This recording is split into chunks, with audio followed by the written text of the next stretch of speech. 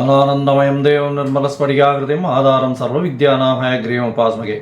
Astro TV நேயர்களுக்கு astro KS ஐயங்காரின் பணிவான நமஸ்காரங்கள். வார பலன் 23/12/2024 29/12/2024 வரை உண்டான வாரத்திற்கு மேஷம் முதல் மீனம் வரை என்னென்ன பலன்கள்னு பார்ப்போம். முதல்ல இந்த வாரத்துக்கு உண்டான கோல்சாரம் என்ன, இந்த வாரத்தில் வரக்கூடிய விசேஷ நாட்கள் என்ன, அதற்கு பிறகு இந்த வாரத்தில் எந்தெந்த ராசிக்காரர்களுக்கு சந்திராஷ்டமம், இதை வருஷப்படுத்தி நம்ம பார்க்கலாம். இந்த வாரத்தினுடைய கோல்சாரம் அப்படின்னு பார்த்தோம்னா, ரிஷபத்தில் குரு வக்கரகதியில், கடகத்தில் செவ்வாய் வக்கரகதியில், கன்னியில் கேதுவும், விருச்சிகத்தில் புதன், தனுசுவில் சூரியன், மகரத்தில் சுக்கிரன், கும்பத்தில் சனி, மீனத்தில் ராகு. இந்த வாரத்தில் பார்த்தோம்னா அதிவேகமாக செல்லக்கூடிய கிரகமான சந்திரன் உத்திர நட்சத்திரம் கன்னியா ராசியிலிருந்து, அதாவது 2வது பாதத்திலிருந்து மூல நட்சத்திரம் முதல் பாதம், அதாவது தனுசு ராசி வரலும் போகிறார். இந்த வாரத்தில் பார்த்தாலேயானால் 4 ராசிகள், அதாவது கன்னி, துலாம், விருச்சிகம், தனுசு 4 ராசிகள் போகிறார். இந்த வாரத்தில் வரக்கூடிய விசேஷ நாட்கள் என்னென்ன அப்படின்னு பார்க்கும்பொழுது, இந்த வாரத்தில் 23/12/2024 அன்றைக்கி அஷ்டகா அன்வஷ்டகான்னு போட்டிருக்கும். அதாவது பொதுவாக ஒரு வருஷத்திற்கு 96 நாட்கள் தர்ப்பணம் செய்ய வேண்டிய நாட்கள் பித்திருக்களுக்கு உண்டானது. இதில் பார்த்தாலேயானால் அஷ்டகா அன்வஷ்டகா அப்படின்றது மார்கழி மாதத்தில் வரக்கூடிய கிருஷ்ணபக்ஷ சப்தமி, அஷ்டமி, நவமி இந்த 3 நாட்களும் தர்ப்பணம் பண்ணணும். அந்த மாதிரி மார்கழி, தை, மாசி, பங்குனி இந்த 4 மாதங்களும் 3 நாள் 12 நாள் பண்ண வேண்டிய கட்டாயம். இது ரொம்பவும் விசேஷமானது, மிகவும் முக்கியமானதும் கூட. உங்களுடைய அருகில் இருக்கக்கூடிய சம்பிரதாயத்தை பேஸ் பண்ணி இருக்கக்கூடிய வாத்தியார்களை கேட்டு தெரிஞ்சுக்கோங்க. இந்த வாரத்தில் பார்த்தாலேயானால்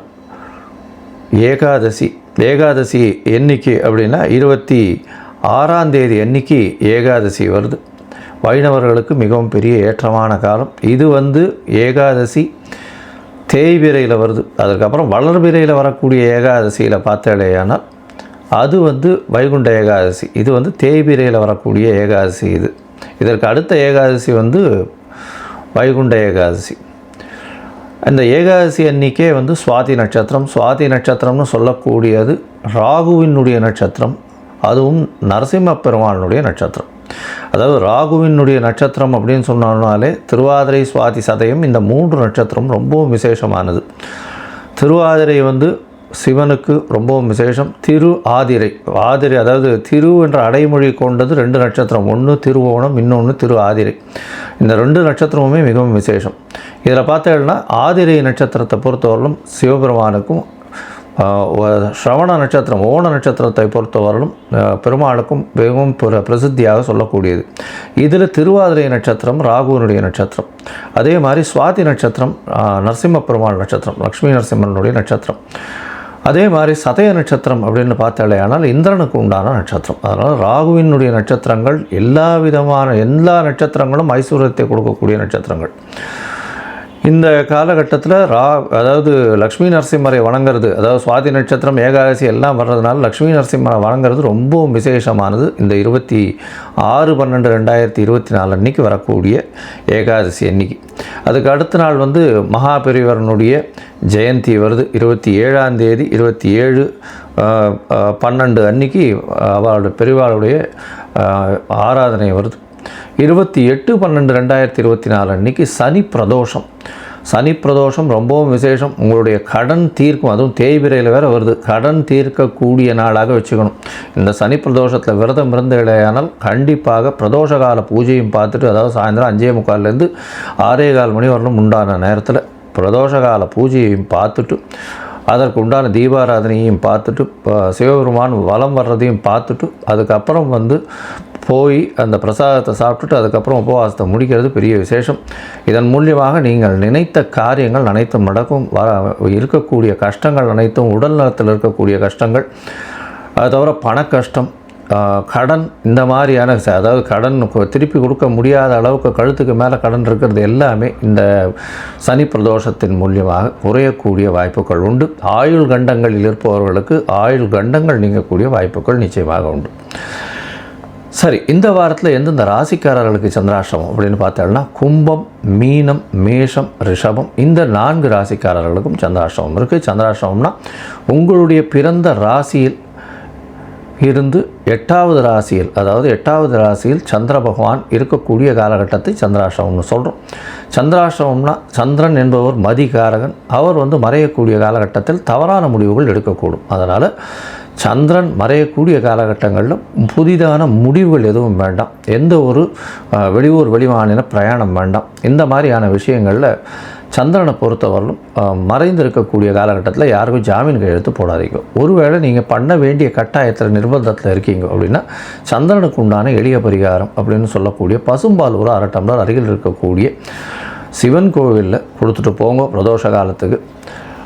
அது உங்களுக்கு சந்திராஷ்டமத்தின் தாக்கத்திலிருந்து நிச்சயமாக விலக்களிக்கும். சரி, இந்த வாரம் மேஷம் முதல் மீனம் வரை எப்படி இருக்குது அப்படின்றத பார்க்கலாம். அதற்கு முன்னாடி என்னுடைய மொபைல் நம்பர் கீழே ஸ்க்ராலிங்கில் வரும். உங்களுக்கு அஸ்ட்ராலாஜிக்கல் கன்சல்ட் தேவைப்பட்டுதே ஆனால் நீங்கள் எனக்கு ஃபோன் பண்ணுங்க, உங்களுக்கு அப்பாயின்மெண்ட் தரேன். உங்களுடைய date, time, place of birth, உங்களுடைய பெயர், உங்களுடைய தாய் தகப்பனார் பெயர் அனுப்பி வைங்க. சந்தி இருக்கான்றதை பார்த்து முதல்ல உங்களுடைய ஜாதகத்தை போடுறேன்.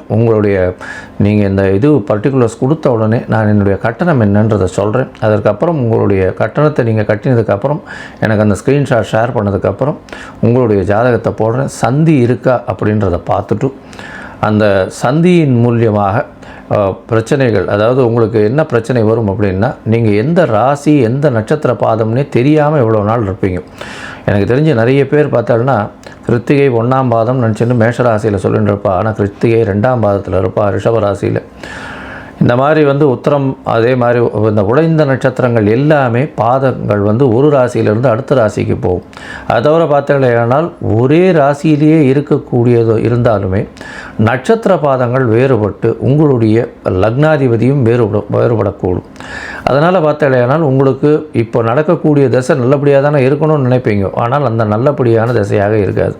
இதற்கு முக்கியமான காரணம் அந்த சந்தி. அந்த சந்தி நட்சத்திர சந்தி, நட்சத்திர பாத சந்தி, லக்ன சந்தி இதெல்லாம் பார்த்து உங்களுடைய ஜாதகத்தை போட்டு அதுக்கப்புறம் ஒரு 3-4 நாளில் அப்பாயின்மெண்ட் கொடுக்குறேன். நம்ம ஆன்லைனில் டிஸ்கஸ் பண்ணலாம். இப்போ மேஷம் முதல் மீனம் வரை 23/12/2024 29/12/2024 வரை உண்டான வாரத்திற்கு என்னென்ன பலன் அப்படின்னு ஒன்றா பார்க்கலாம். மிதுனம், மிருகசீரிஷம், திருவாதிரை, புனர்பூசம் இந்த 3 நட்சத்திரம் 9 பாதங்களை கொண்ட ராசி. ராசியின் அதிபதி அப்படின்னு சொல்லக்கூடியவர் புதன். உங்களுடைய ராசிக்கு 6ஆம் இடத்துல புத பகவான் இருக்கார். இந்த வாரம் பார்த்தலையானால் உங்களுடைய ராசிநாதன் 6ஆம் இடத்துல இருக்கிறது புதிய வேலை கிடைக்கக்கூடிய காலகட்டமாக இருக்கும். வேலையில் பெரிய ஏற்றம் கிடைக்கக்கூடிய காலகட்டமாக அமையும். படிக்கக்கூடிய மாணவ மாணவியர்களுக்கு நல்ல ஒரு ஏற்றம் இருக்கும். ஏன்னா 4ஆம் அதிபதி 4க்கு 3ஆம் இடம்னு சொல்லக்கூடிய 6ஆம் இடத்துல இருக்கிறது ரொம்பவும் விசேஷம். இதன் மூலியமாக உங்களுடைய முயற்சிகள் எல்லாமே வெற்றியடையக்கூடிய காலகட்டமாக அமைய போகிறது. இந்த வாரம் பார்த்தீங்கன்னா உங்களுடைய ராசிக்கு 4ஆம் இடத்துல கேது பகவான் இருக்கிறதுனால சிறு சிறு உடல்நல தொல்லைகளை கொடுக்கக்கூடிய வாய்ப்புகள் உண்டு. அது தவிர தாயின் உடல்நிலையில் சற்று பின்னடைவு இருக்கக்கூடிய காலகட்டமாக அமையும். உங்களுடைய ராசிக்கு சமசப்தமத்தில் சூரியன் இருக்கார். சூரியன் சமசப்தமத்தில் இருக்கிறதன் மூலியமாக சற்று எதிர்பாலினத்தவர் மூலியமாக சற்று பிரச்சனைகள் வரக்கூடிய வாய்ப்புகள் நிச்சயமாக உண்டு. அது தவிர உங்களுடைய பார்ட்னர்ஷிப் பிஸ்னஸில் கொஞ்சம் பிரச்சனைகள் இருக்கக்கூடிய காலகட்டமாக அமையும். உங்களுடைய ராசிக்கு 8ஆம் இடத்தில் சுக்கிர பகவான், சுக்கிரன் மகரத்தில் இருக்கிறதன் மூலியமாக பார்த்தலையானால் குருவின் பார்வையில் இருக்கிறது பெரிய விசேஷம். குருவும் வக்கரகதியில் இருக்கார். இதன் மூலியமாக பார்த்தலையானால் குருவின் பார்வையில் சுக்கிரன் 8ஆம் இடத்துல இருக்கார். 5ஆம் அதிபதி 8ஆம் இடத்துல இருக்கிறதுனால வெளிநாடு போகிறதுக்குன்னு பார்த்து கொண்டு இருக்கக்கூடிய குழந்தைகளுக்கு, உங்களுடைய குழந்தைகளுக்கு மாற்றங்கள் நிச்சயமாக வெளிநாடு போகக்கூடிய வாய்ப்புகள் உண்டு. உங்களுக்கு வெளிநாடு போய் வெளிநாட்டில் இருக்கக்கூடியவர்களுக்கு அங்கே பர்மனன்ட் ரெசிடென்ட்ஷிப்பு அந்த மாதிரியான விஷயங்கள் வாங்கக்கூடிய வாய்ப்புகள் இந்த காலத்தில் இருக்கும். உங்களுடைய ராசிக்கு 9ஆம் இடத்துல சனி பகவான் 9ஆம் இடத்துல ஆட்சி பெற்று மூலத்திரிகோண வீட்டில் இருக்கிறதுனால நல்ல ஒரு ஏற்றம். அதாவது வெளிநாடு போய் படிக்கணும்னு நினைக்கிறவர்களுக்கு கண்டிப்பாக போகக்கூடிய வாய்ப்பும், தந்தையின் மூலியமாக நல்ல ஒரு ஏற்றம் கிடைக்கக்கூடிய காலகட்டமாக அமைய போகிறது. உங்களுடைய ராசிக்கு 10ஆம் இடத்துல ராகு பகவான் இருக்கிறது தொழில் ஸ்தானத்தில் தொழில் பெரிய ஏற்றத்தை கொடுக்கக்கூடிய காலகட்டமாக அமையும். இந்த வாரம் பார்த்தீங்கன்னா அதிவேகமாக செல்லக்கூடிய கிரகமான சந்திரன் உங்களுடைய ராசிக்கு 2ஆம் அதிபதி அப்படின்னு சொல்லக்கூடியவர். 2ஆம் அதிபதி உங்களுடைய ராசிக்கு 4ஆம் இடத்துலேருந்து இந்த வாரத்தை ஆரம்பிக்கிறார். 23/12/2024 29/12/2024 வரை உண்டான வாரத்திற்கு 25ஆம் தேதி அதிகாலை ஒரு 2:30 மணி வரலும் சந்திரன் உங்களுடைய ராசிக்கு 4ஆம் இடத்துல கேதுவோட சம்பந்தத்தில் இருக்கார். இந்த காலகட்டத்தில் படிக்கக்கூடிய மாணவர்கள் சற்று கவனமாக இருக்கிறது ரொம்பவும் முக்கியம்.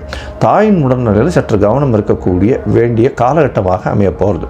உங்களுடைய ராசிக்கு பார்த்தோம்னா 2ஆம் இடத்துல செவ்வாய் இருக்கார். செவ்வாயும் வக்ரகதி அடைஞ்சு இருக்கிறதுனால நீச்சம் பெற்று போயிருக்கிறதுனால நல்ல ஒரு ஏற்றம் கிடைக்கக்கூடிய காலகட்டம். உங்களுடைய ராசிக்கு 6-11 அதிபதிகள் 2ஆம் இடத்துல இருக்கிறதுனால வேலை செய்யும் இடத்துல உங்களுக்கு ப்ரமோஷன் வரக்கூடிய வாய்ப்புகள் நிச்சயமாக இருக்கும். உங்களுடைய ராசிக்கு 5ஆம் இடத்துல சந்திரன் வரார். சந்திரன் 5ஆம் இடத்துல இருக்கக்கூடிய காலகட்டம் பார்த்தோம்னா 25ஆம் தேதியிலிருந்து 27ஆம் தேதி மதியம் ஒரு 12:30 மணி வரலும் இருக்கக்கூடிய காலகட்டமாக அமையாது. இந்த காலகட்டத்தில் பார்த்தோம்னா 5ஆம் இடத்துல சந்திரன் இருக்கக்கூடிய காலகட்டத்தில் உங்களுக்கு ஒரு பெரிய மாற்றங்கள் வரும். ஏன்னா 2ஆம் அதிபதி 5ஆம் இடத்துல இருக்கிறதுனால உங்களுக்கு பதவி, புகழ், அந்தஸ்து, கௌரவம்லாம் வரக்கூடிய வாய்ப்புகள் நிச்சயமாக உண்டு. உங்களுடைய ராசிக்கு 6ஆம் இடத்துல சந்திரன் போகிறார். சந்திரன் 6ஆம் இடத்துல 27ஆம் தேதியிலிருந்து 29ஆம் தேதி ஒரு 11:30 மணி வரலும் இருக்கக்கூடிய காலகட்டமாக அமையிறது. இந்த காலகட்டத்தில் ராசிநாதனோடு சேர்ந்து இருக்கிறதுனால நல்ல ஒரு ஏற்றம். ராசிநாதனும் 2ஆம் அதிபதியும் சேர்ந்து 6ஆம் இடத்துல இருக்கிறதுனால புதிய கடன் வாங்கக்கூடிய வாய்ப்பும் கடன் மூலியமாக பணம் வரக்கூடிய வாய்ப்பும் நிச்சயமாக உண்டு. போட்டித் தேர்வில் வெற்றி பெறக்கூடிய வாய்ப்புகள் நிச்சயமாக இருக்கும். உங்களுடைய ராசிக்கு சமசப்தமத்தில் சந்திரன் போகிறார். சமசப்தமத்தில் சந்திரன் போகும்பொழுது 29ஆம் தேதி இரவிலிருந்து 1ஆம் தேதி காலை வரலும் இருக்கக்கூடிய காலகட்டம். இந்த காலகட்டத்தில் பார்த்தீங்கன்னா சந்திரன் உங்களுடைய ராசிக்கு சமசப்தமத்தில் இருக்கிறதுனாலையும் சூரியன் சந்திரன் சேர்ந்து இருக்கக்கூடிய காலகட்டமாகவும் அமையாது. இது அமாவாசை யோகம்னு சொல்லக்கூடியது. இந்த காலகட்டத்தில் நல்ல ஒரு ஏற்றம் கிடைக்கக்கூடிய வாய்ப்புகள் உண்டு. எதிர்பாலினத்தவர் மூலியமாக நல்ல ஒரு மாற்றங்கள் கிடைக்கக்கூடிய காலகட்டமாக அமைய போகிறது. மொத்தத்தில் இந்த வாரம் உங்களுக்கு ஒரு பெரிய ஏற்றமான வாரமாக இருக்கும். அதுவும் இந்த மிதுன ராசிக்காரர்கள் படிப்பு சம்பந்தமாக இருக்கக்கூடியவர்கள், அதை தவிர புஸ்தகம் சம்பந்த வியாபாரம் பண்ணுறவங்க, சார்ட்டர்ட் அக்கௌண்டன்ட்ஸ், இவங்களுக்கெல்லாம் நல்ல ஏற்றம் கிடைக்கக்கூடிய காலகட்டமாக அமைய போகிறது. நீங்கள் அருகில் இருக்கக்கூடிய சத்யநாராயண கோவிலுக்கு போயிட்டு அங்கே ஒரு துளசி மாலை போட்டு வாங்கும். உங்களுக்கு பெரிய மாற்றமும் ஏற்றமும் இந்த வாரம் நிச்சயமாக வரும்.